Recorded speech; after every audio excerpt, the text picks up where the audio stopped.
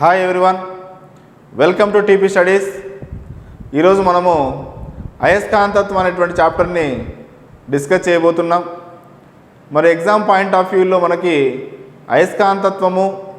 అయస్కాంతత్వంలో ఉన్నటువంటి ముఖ్యాంశాలు, అలాగే అయస్కాంతత్వము ఆధారంగా పదార్థాలు ఎన్ని రకాలుగా వర్గీకరించవచ్చు, అయస్కాంత పదార్థాల యొక్క ధర్మాలు, అయస్కాంతాల యొక్క రకాలు, అదేవిధంగానే మనకి అయస్కాంత క్షేత్ర ప్రేరణ, అదేవిధంగానే భౌమిక అయస్కాంతత్వం లేక భూ అయస్కాంతత్వంకు సంబంధించినటువంటి విషయాలను మనము ఈ చాప్టర్లో డిస్కస్ చేయడం జరుగుతుంది.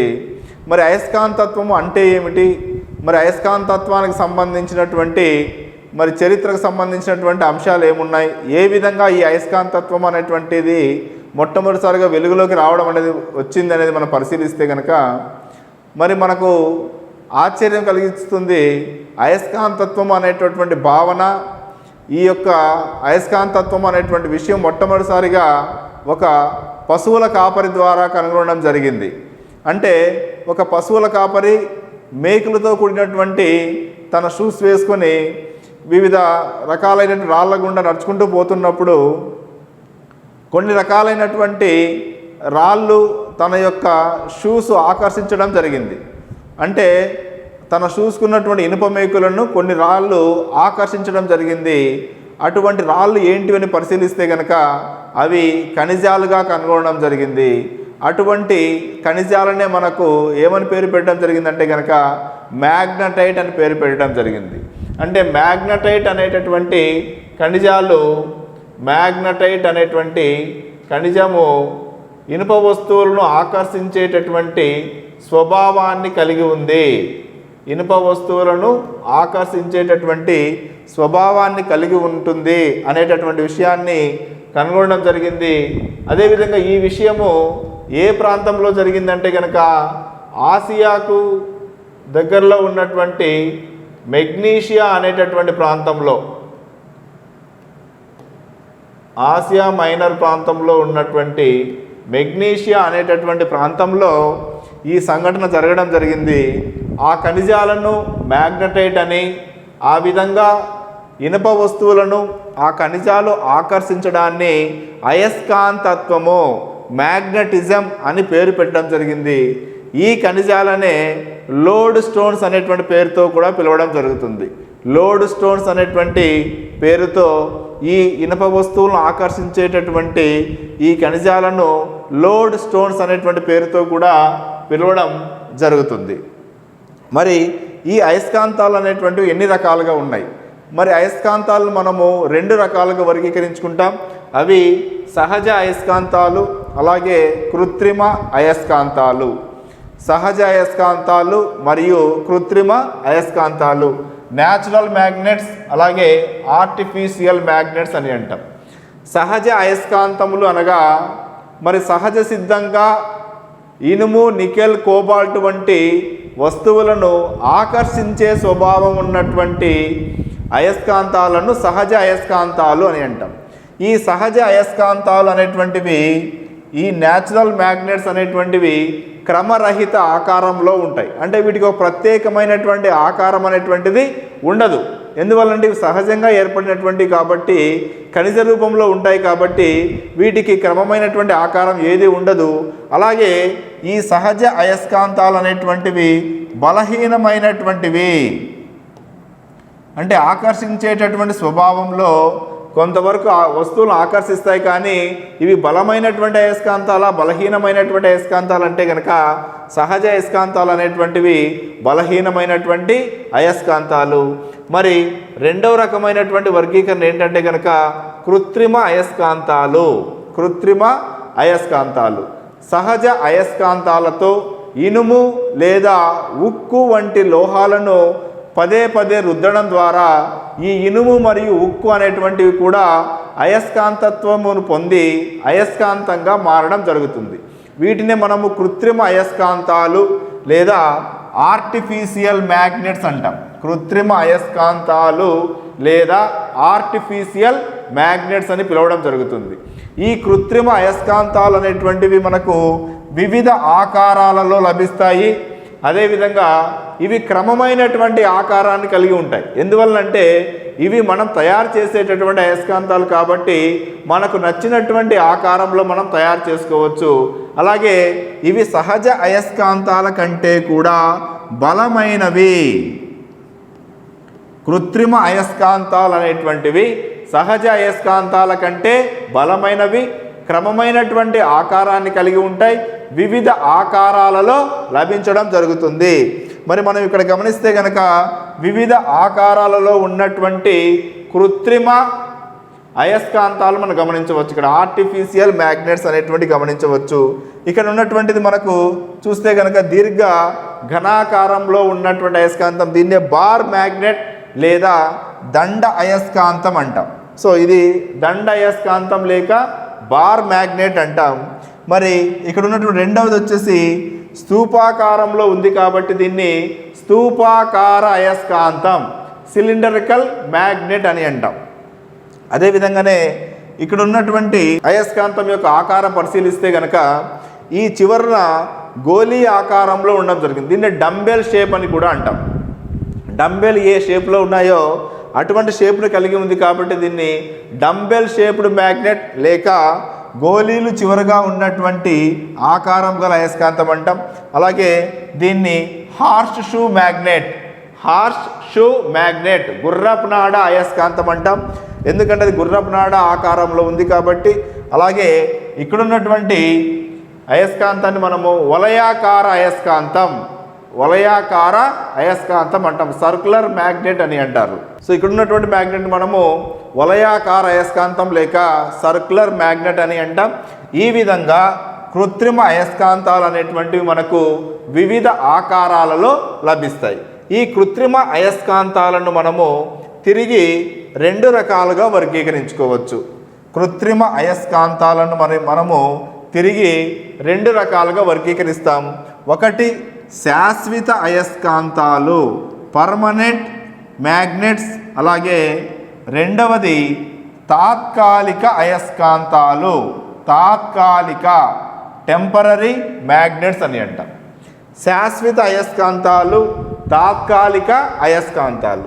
మరి ఈ కృత్రిమ అయస్కాంతాలలో శాశ్వత అయస్కాంతాలు అంటే ఏమిటంటే కనుక ఇనుము, నికెల్, ఐరన్, అలాగే కోబాల్ట్ వంటి లోహాలతో మనము ఒక్కసారి అయస్కాంతంగా మార్చినట్లయితే కనుక, అంటే ఇనుము, నికెల్, కోబాల్ట్ వంటి లోహాలను అయస్కాంతీకరించి అయస్కాంతాలుగా మార్చిన తర్వాత అవి శాశ్వతమైనటువంటి అయస్కాంతాలుగా ఉంటాయి. అంటే వాటి యొక్క అయస్కాంతత్వం అనేటువంటిది శాశ్వతంగా ఉంటుంది. అటువంటి అయస్కాంతాలను ఏమంటామంటే మనము శాశ్వతమైనటువంటి అయస్కాంతాలు అంటాం.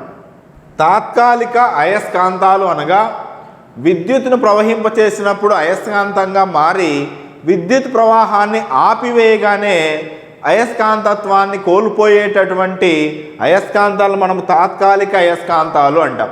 అంటే విద్యుత్ పద్ధతి ద్వారా తయారు చేయబడేటటువంటి అయస్కాంతాలు లేదా విద్యుత్ అయస్కాంతాలు అనేటువంటివి విద్యుత్ ప్రవహించినప్పుడు మాత్రమే అయస్కాంతంగా మారడం జరుగుతుంది. విద్యుత్ ప్రవాహాన్ని ఆపివేయగానే అవి తమకున్నటువంటి అయస్కాంత ధర్మాన్ని కోల్పోతాయి. అటువంటి అయస్కాంతాలు మనం ఏమంటామంటే తాత్కాలిక అయస్కాంతాలు అంటాం. అంటే తాత్కాలిక అయస్కాంతాలకు ఎగ్జాంపుల్ ఏంటంటే కనుక విద్యుత్ అయస్కాంతాలు, విద్యుత్ పద్ధతి ద్వారా తయారు చేయబడేటటువంటి అయస్కాంతాలు లేదా విద్యుత్ అయస్కాంతాలు అనేటువంటివి తాత్కాలిక అయస్కాంతాలకు మనము ఎగ్జాంపుల్గా చెప్పుకోవడం జరుగుతుంది.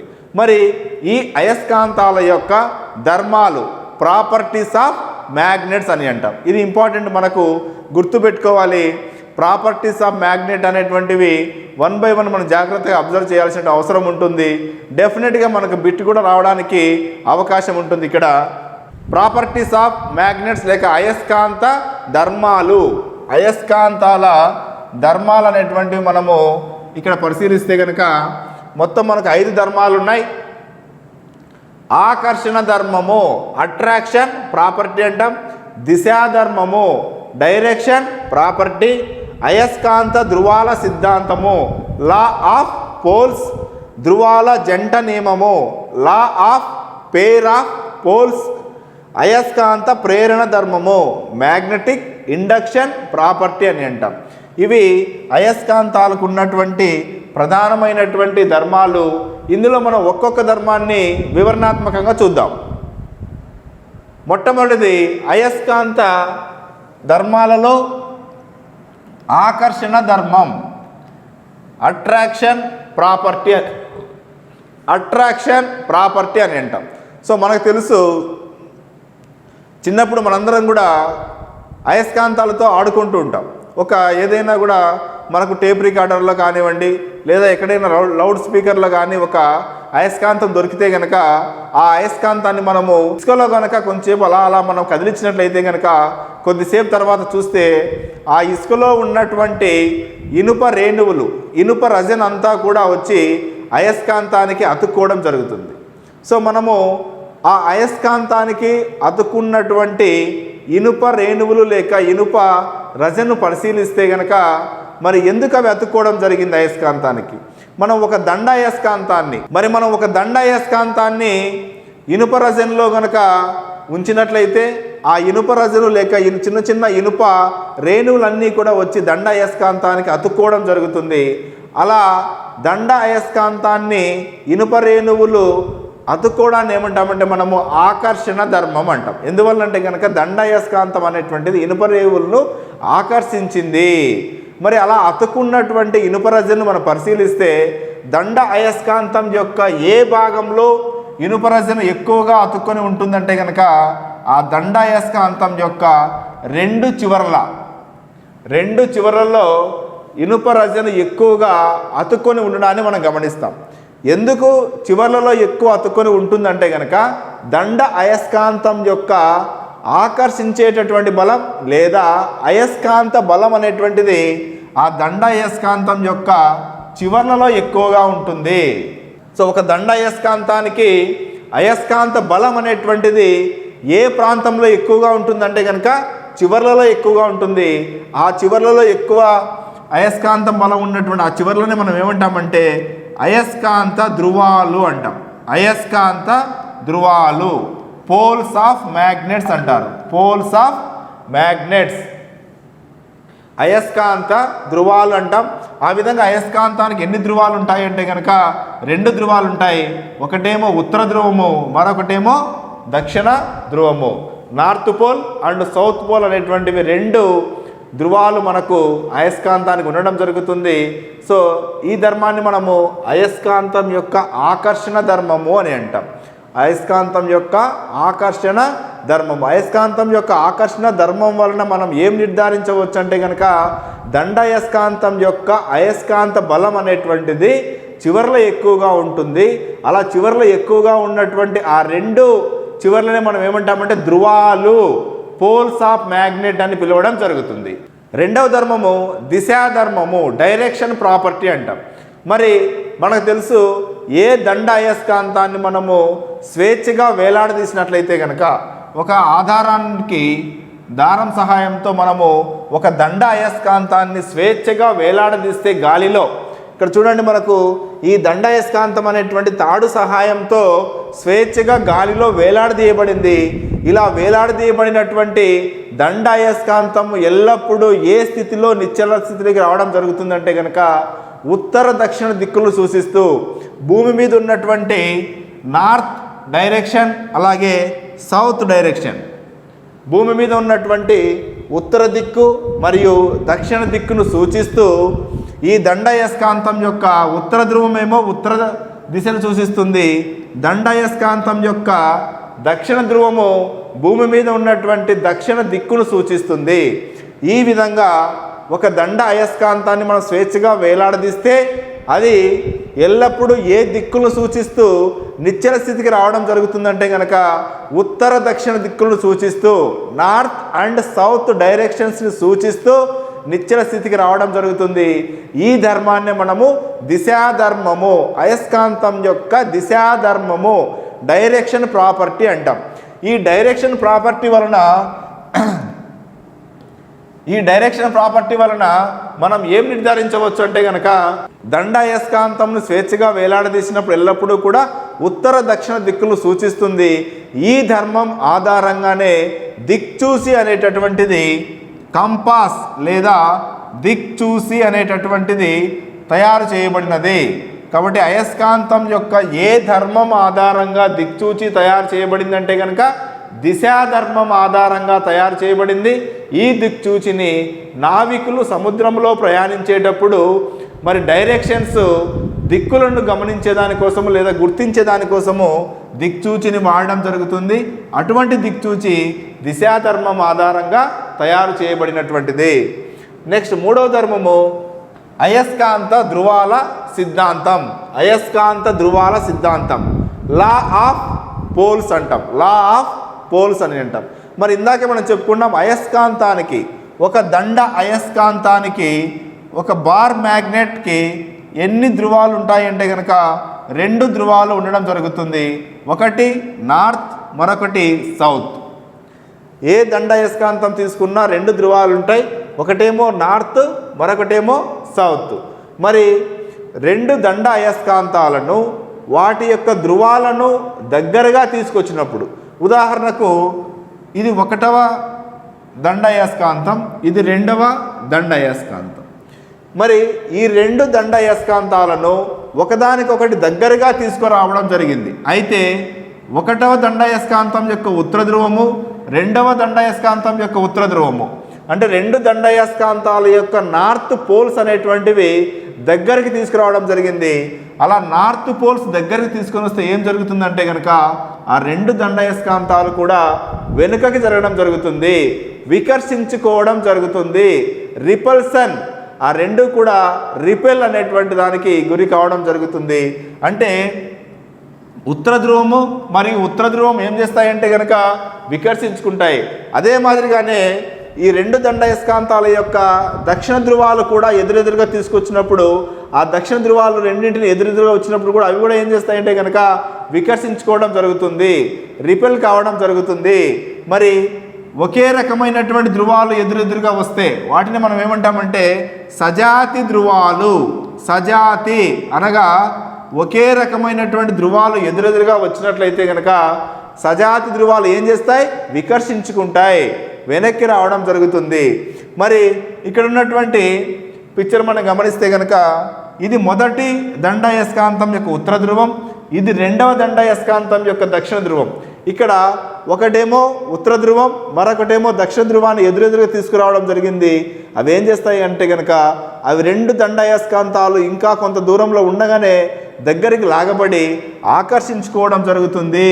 ఇక్కడ మనం గమనిస్తే డైరెక్షన్స్ ఏమవుతుంది, ఇక్కడ 2 కూడా ఆకర్షించబడడం జరుగుతుంది. అంటే వేరు ధ్రువాలు 2 దండయస్కాంతాల యొక్క వేరు ధ్రువాలు దగ్గరగా వచ్చినప్పుడు ఆకర్షించుకోవడం జరుగుతుంది.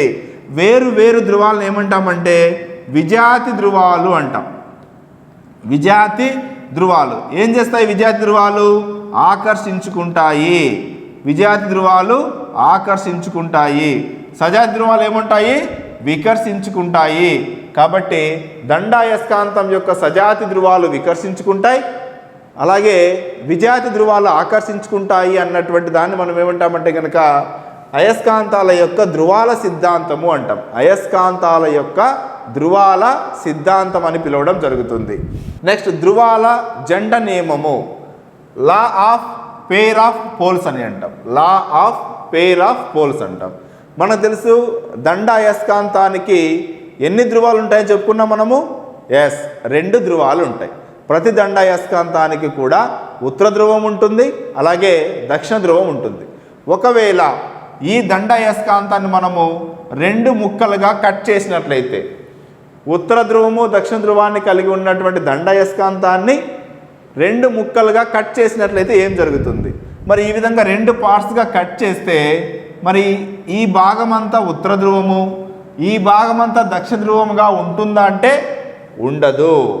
ఎప్పుడైతే దండయస్కాంతాన్ని 2 భాగాలుగా కట్ చేస్తామో, కట్ చేసిన వెంటనే ఈ భాగము తిరిగి ఉత్తర ధ్రువము మరియు దక్షిణ ధ్రువంగా మారుతుంది. అలాగే రెండవ భాగంలో కూడా ఉత్తర ధ్రువము దక్షిణ ధ్రువము కలిగి ఉంటుంది.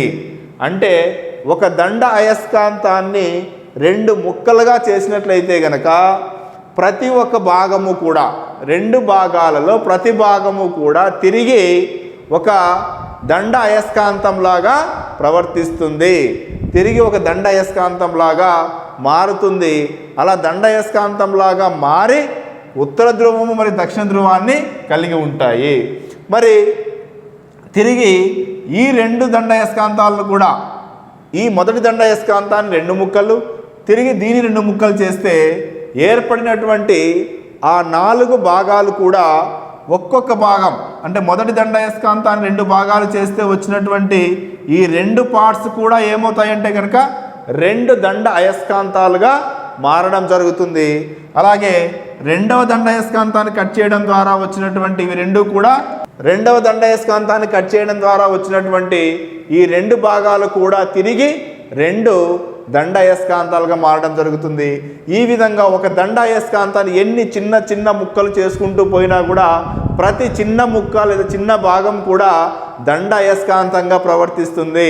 ఆ విధంగా మనం వాటిని అణువులు లేదా పరమాణువులు అంత చిన్న చిన్న భాగాలుగా విభజించినప్పటికీ కూడా అణువులు పరమాణువులు కూడా రెండు ధ్రువాలను కలిగి ఉంటాయి. ఉత్తర ధ్రువము మరియు దక్షిణ ధ్రువాన్ని కలిగి ఉంటాయి.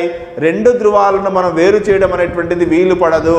దీన్ని ఏమంటామంటే మనము ధ్రువాల జంట నియమము అంటాం, law of pair of poles అని పిలవడం జరుగుతుంది. నెక్స్ట్ అయస్కాంత ప్రేరణ ధర్మం. సో ఇంపార్టెంట్, ముఖ్యమైనటువంటిది మరియు తర్వాత జరిగేటటువంటి తర్వాత వచ్చేటటువంటి కాన్సెప్ట్స్ మనం అర్థం చేసుకోవడానికి మనకు అర్థం కావాల్సినటువంటి లేదా గుర్తుపెట్టుకోవాలి ధర్మం ఏంటంటే కనుక అయస్కాంత ప్రేరణ ధర్మం, మ్యాగ్నెటిక్ ఇండక్షన్ ప్రాపర్టీ అంటాం.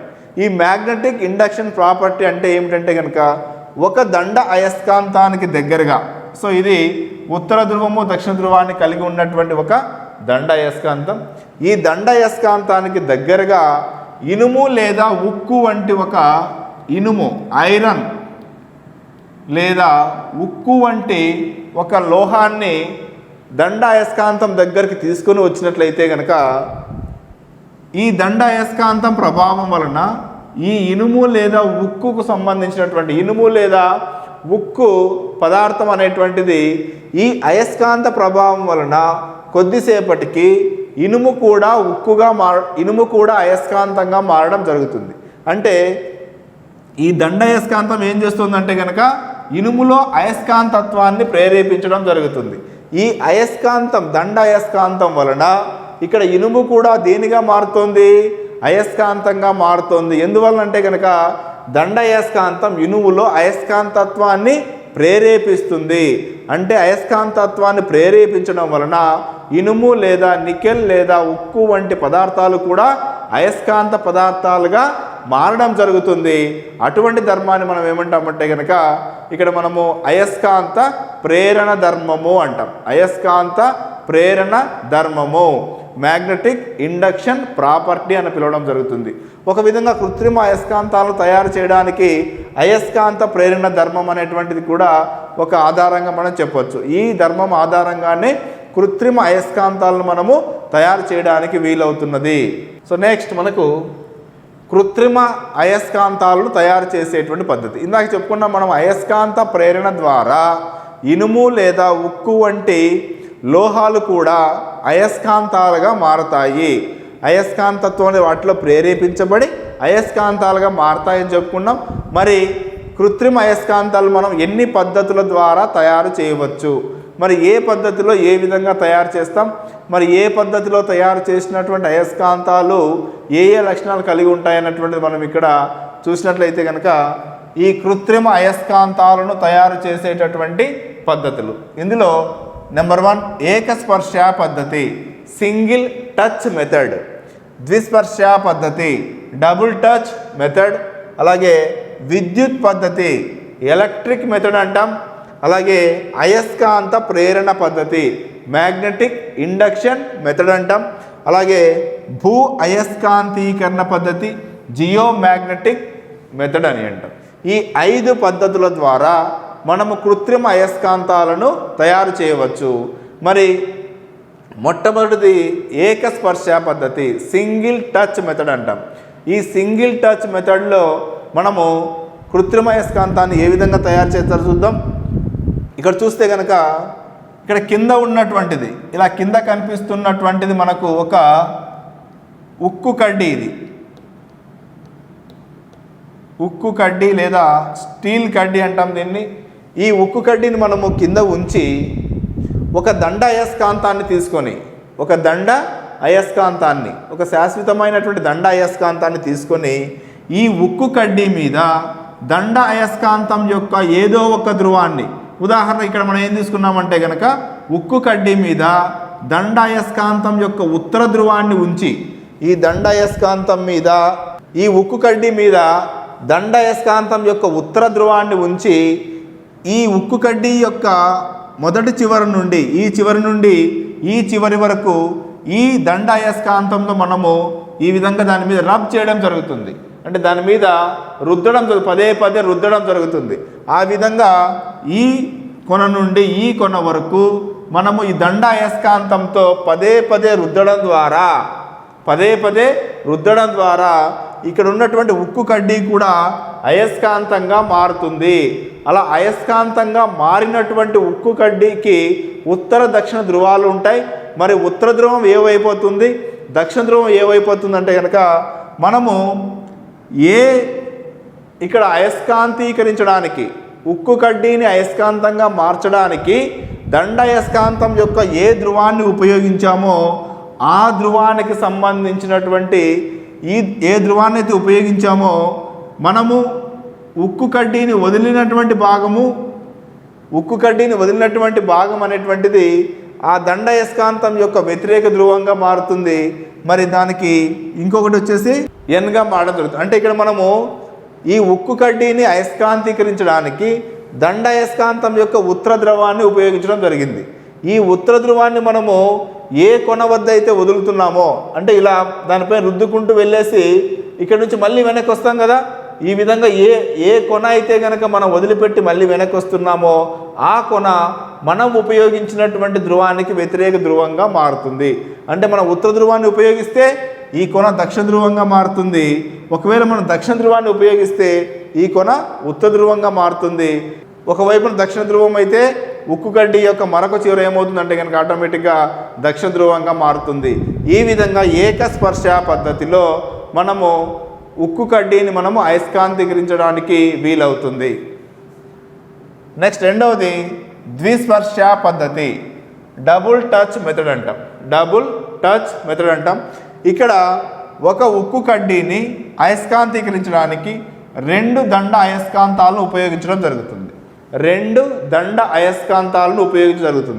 ఈ రెండు దండ అయస్కాంతాల యొక్క వ్యతిరేక ధ్రువాలు, అంటే ఉదాహరణకు మొదటి దండ అయస్కాంతం యొక్క ఉత్తర ధ్రువం, రెండవ దండ అయస్కాంతం యొక్క దక్షిణ ధ్రువాలను ఉక్కు కడ్డీ యొక్క మధ్య భాగంలో ఉంచి ఒక దండ అయస్కాంతాన్ని ఎడమ చేతి వైపుకు, ఇంకొక దండ అయస్కాంతాన్ని కుడి చేతి వైపుకు దాని మీద ఈ విధంగా రుద్దడం జరుగుతుంది. అంటే ఒక దండ అయస్కాంతాన్ని కుడి చేతి వైపు రుద్దుతాం, మరొక దండ అయస్కాంతాన్ని ఎడమ చేతి వైపుకు ఉక్కు కడ్డీ మీద లాగడం జరుగుతుంది. ఈ విధంగా చేయడం ద్వారా దక్షిణ ధ్రువము వదిలిపెడుతున్నటువంటి చివర ఉత్తర ధ్రువంగా మారుతుంది.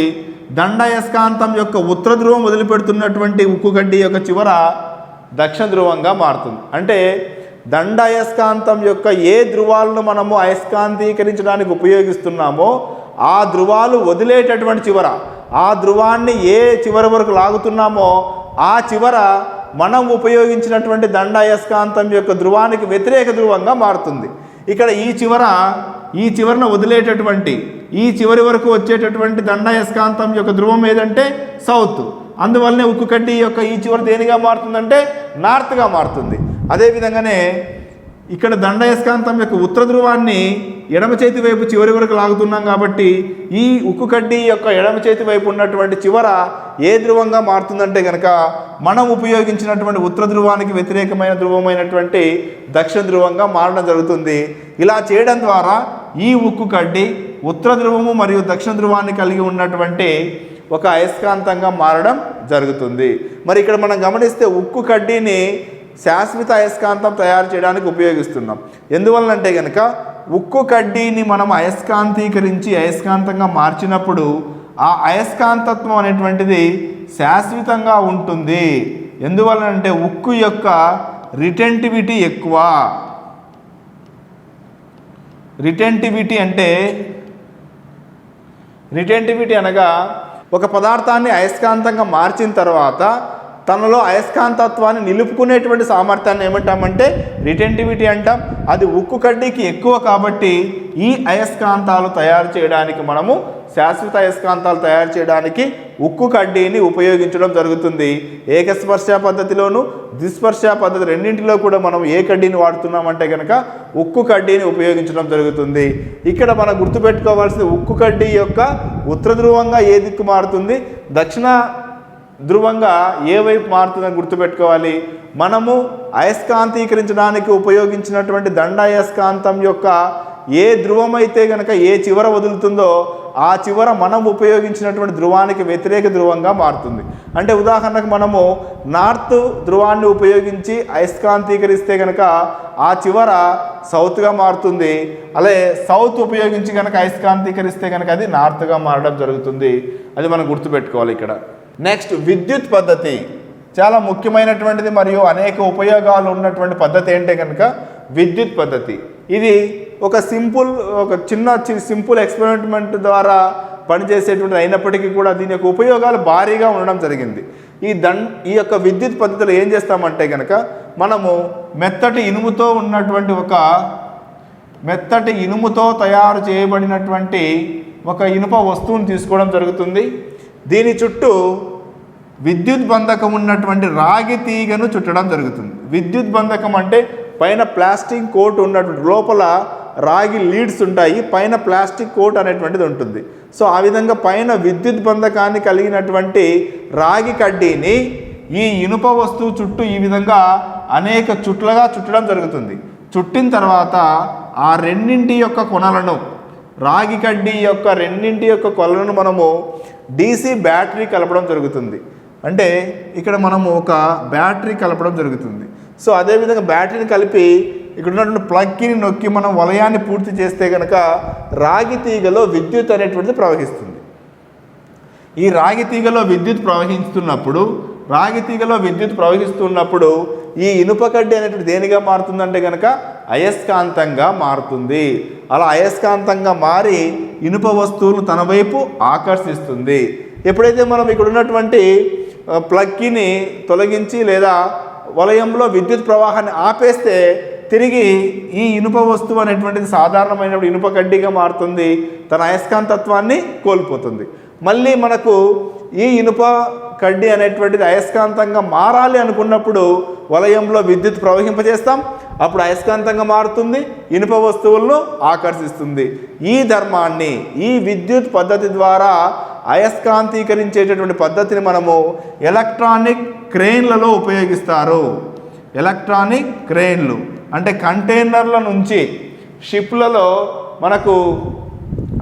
వచ్చేటువంటి పెద్ద పెద్ద కంటైనర్లను దించడానికి, తిరిగి కంటైనర్ షిప్లోకి ఎక్కించడానికి వాడేటటువంటి ఎలక్ట్రానిక్ క్రెయిన్లలో ఈ విద్యుత్ పద్ధతిని ఉపయోగించి అంత పెద్ద క్రెయిన్లను కూడా మనము ఒక చోటు నుంచి మరొక చోటుకి షిఫ్ట్ చేయడానికి వీలవుతుంది. సో ఈ విధంగా విద్యుత్ పద్ధతి ద్వారా తయారు చేయబడినటువంటి అయస్కాంతం అనేది తాత్కాలికమైనటువంటి అయస్కాంతంగా ప్రవర్తిస్తుంది. అంటే విద్యుత్ ప్రవహించినంత వరకు మాత్రమే అయస్కాంతంగా మారుతుంది. విద్యుత్ ప్రవాహాన్ని ఆపివేయంగానే తిరిగి అయస్కాంతత్వాన్ని కోల్పోవడం జరుగుతుంది. ఈ పద్ధతికి విద్యుత్ అయస్కాంత పద్ధతిలో అయస్కాంతీకరించడానికి వాడేటటువంటి లోహం ఏదంటే కనుక ఇనుము. శాశ్వత అయస్కాంతాలు తయారు చేయడానికి వాడేటువంటి లోహం ఏదంటే కనుక ఉక్కు. ఎందుకంటే దానికి రిటెంటివిటీ ఎక్కువ కాబట్టి ఒకసారి అయస్కాంతంగా మారిస్తే ఎక్కువ కాలం అయస్కాంతత్వాన్ని కలిగి ఉంటుంది కాబట్టి. నెక్స్ట్ అయస్కాంత ప్రేరణ పద్ధతి. అయస్కాంత ప్రేరణ పద్ధతి మ్యాగ్నెటిక్ ఇండక్షన్ మెథడ్ అంటాం. ఆల్రెడీ ఇందాక చెప్పుకున్నాము, అయస్కాంత ప్రేరణలో ఒక దండ అయస్కాంతం, ఇది ఉత్తర ధ్రువము, ఇది దక్షిణ ధ్రువము, ఉత్తర ధ్రువము దక్షిణ ధ్రువము ఉన్నటువంటి ఒక దండ అయస్కాంతాన్ని తీసుకొని ఆ అయస్కాంతానికి దగ్గరలో ఒక ఇనుప వస్తువు లేదా ఉక్కుతో తయారు చేయబడినటువంటి ఉక్కు వస్తువును కనుక ఉంచినట్లయితే, ఒక దండ అయస్కాంతానికి దగ్గరలో ఇనుప వస్తువును లేదా ఉక్కు వస్తువును కనుక ఉంచినట్లయితే కనుక కొద్దిసేపటికి ఆ ఇనుప వస్తువు కూడా అయస్కాంతంగా మారడం జరుగుతుంది. అయితే ఆ ఇనుప వస్తువు అయస్కాంతంగా మారిన తర్వాత ఉత్తర దక్షిణ ధ్రువాలు ఏ విధంగా ఉంటాయంటే కనుక, దండ అయస్కాంతం యొక్క ఉత్తర ధ్రువానికి దగ్గరగా ఉన్నది దక్షిణ ధ్రువంగా మారుతుంది, మరొక కొన ఉత్తర ధ్రువంగా మారుతుంది. అంటే దండ అయస్కాంతంతో ఇనుప వస్తువును అయస్కాంతీకరించినప్పుడు, అయస్కాంత ప్రేరణ పద్ధతి ద్వారా అయస్కాంతీకరించినప్పుడు దండ అయస్కాంతం యొక్క ఉత్తర ధ్రువానికి దగ్గరగా ఉన్నటువంటి కొన దక్షిణ ధ్రువంగా మారుతుంది, మరొక కొన ఉత్తర ధ్రువంగా మారుతుంది. ఈ విధమైనటువంటి పద్ధతిని ఏమంటామంటే మనము అయస్కాంత ప్రేరణ పద్ధతి అంటాం. అయస్కాంత ప్రేరణ పద్ధతి అని పిలవడం జరుగుతుంది. నెక్స్ట్ ఇంకొకటి ఉంది మనకి ఇక్కడ, కృత్రిమ అయస్కాంతాన్ని తయారు చేసేటువంటి పద్ధతి భూ అయస్కాంతీకరణ పద్ధతి. ఇది మనకు తక్కువగా ఉపయోగిస్తాం, అంత ఎక్కువగా ఉపయోగించం మనము. మరి భూ అయస్కాంతీకరణ పద్ధతి ద్వారా కూడా కృత్రిమ అయస్కాంతాలు తయారు చేయవచ్చు. దీన్ని మనము జియో మ్యాగ్నెటిక్ మెథడ్ అంటాం. భూ అయస్కాంతీకరణ పద్ధతి లేదా జియో మ్యాగ్నెటిక్ మెథడ్ అంటాం. Geomagnetic method. దీంట్లో ఏం చేస్తారంటే కనుక, మనము అయస్కాంతీకరించవలసినటువంటి ఇనుప వస్తువును బాగా ఎర్రగా కాల్చి భూమి యొక్క ఉత్తర దక్షిణ దిక్కులను సూచిస్తూ, భూమి యొక్క ఉత్తర దక్షిణ దిక్కులను సూచిస్తూ ఆ ఇనుప వస్తువును, బాగా వేడి చేసినటువంటి ఇనుప వస్తువును భూమి యొక్క ఉత్తర దక్షిణ దిక్కులు సూచిస్తూ ఉండేటువంటి విధంగా ఉంచి సుత్తితో పదే పదే కొట్టినట్లయితే కనుక అది అయస్కాంతంగా మారడం జరుగుతుంది. ఈ విధమైనటువంటి పద్ధతిని ఏమంటామంటే మనము భూ అయస్కాంతీకరణ పద్ధతి అంటాం. భూ అయస్కాంతీకరణ పద్ధతి. ఈ విధంగా మనము ఈ 5 పద్ధతుల ద్వారా కృత్రిమ అయస్కాంతాలను తయారు చేయడానికి వీలవుతుంది. అంటే అయస్కాంతీకరించేటటువంటి పద్ధతులు, అంటే సాధారణమైన ఇనుము లేదా ఉక్కు వంటి కడ్డీలను అయస్కాంతీకరించేటటువంటి పద్ధతులు ఎన్ని అంటే కనుక ఈ 5 పద్ధతులు. మరి అయస్కాంతీకరించినటువంటి వస్తువులను తిరిగి అయస్కాంతత్వాన్ని కోల్పోయేటువంటి విధంగా చేయొచ్చు అంటే కనుక చేయొచ్చు. దాన్ని మనము నిరయస్కాంతీకరణం అని అంటాం. డీమ్యాగ్నటైజేషన్, నిరయస్కాంతీకరణము అంటాం. అంటే అయస్కాంతత్వాన్ని కోల్పోయేలాగా చేయడము లేదా అయస్కాంతత్వాన్ని తొలగించేటటువంటి పద్ధతిని ఏమంటామంటే నిరయస్కాంతీకరణము, డీమ్యాగ్నటైజేషన్ అంటారు, నిరయస్కాంతీకరణం అంటాం. ఒక అయస్కాంతాన్ని లేదా అయస్కాంతత్వాన్ని కలిగి ఉండేటువంటి పదార్థాన్ని, ఒక అయస్కాంతాన్ని పదే పదే కొట్టడం ద్వారా లేదా తట్టడం ద్వారా లేదా వేడి చేయడం ద్వారా అది తన అయస్కాంతత్వాన్ని కోల్పోవడం జరుగుతుంది. అటువంటి పద్ధతిని మనం ఏమంటామంటే కనుక, అటువంటి సందర్భాన్ని ఏమంటామంటే కనుక మనము నిరయస్కాంతీకరణ అంటాం. నిరయస్కాంతీకరణ అని పిలవడం జరుగుతుంది. మరి ఇవి కృత్రిమ అయస్కాంతాలు తయారు చేయడానికి వాడేటటువంటి పద్ధతులు. నెక్స్ట్ తర్వాత మనము అయస్కాంత ప్రేరణ, అయస్కాంత బలరేఖలు, అలాగే అయస్కాంతానికి సంబంధించినటువంటి తటస్థ బిందువులు ఎలా గుర్తిస్తాం, అయస్కాంత ప్రేరణ అనేటువంటిది మనకు ఎన్ని అంశాలుగా మనం వివరిస్తాం అనేటువంటిది మనము నెక్స్ట్ క్లాస్లో చెప్పుకోవడం జరుగుతుంది.